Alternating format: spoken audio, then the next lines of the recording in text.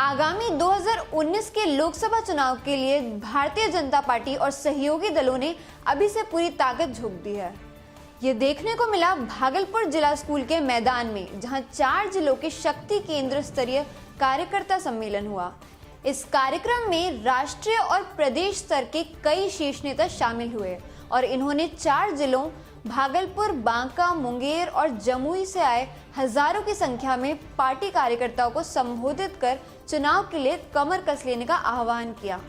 कार्यक्रम में जिन शीर्ष नेताओं ने शिरकत की उनमें शामिल हैं बीजेपी संगठन महामंत्री नागेंद्र नाथ, बीजेपी प्रदेश अध्यक्ष नित्यानंद राय, भारतीय जनता पार्टी के राष्ट्रीय प्रवक्ता सैयद शाहनवाज हुसैन, बिहार सरकार के मंत्री राम नारायण मंडल व अन्य।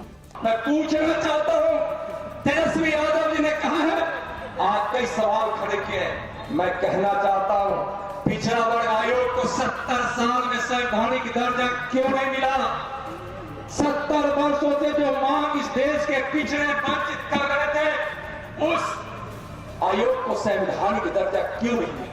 सम्मेलन में शामिल हुए बूथ स्तर से लेकर जिला स्तर के सभी पार्टी पदाधिकारियों और कार्यकर्ताओं में जबरदस्त उत्साह दिखा और इन्होंने प्रधानमंत्री नरेंद्र मोदी को 2019 में दोबारा प्रधानमंत्री बनाने के लिए पूरी ताकत से जुटने का संकल्प लिया।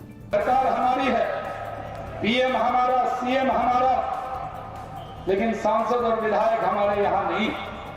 लेकिन केंद्र से, राज्य से सारी योजना मिल रही है। जब योजना कहीं पर छोटा सा जाम लगता है तो यहाँ के जनप्रतिनिधि कहते हैं हम धरना देंगे, और जब सरकार के खिलाफ बोलते हैं, एनएच की हालत के खिलाफ नरेंद्र मोदी की सरकार को घेरने का काम करते हैं, और जब नरेंद्र मोदी भागलपुर को तोहफा देते हैं तो कहते हैं मैंने दिलवा दिया।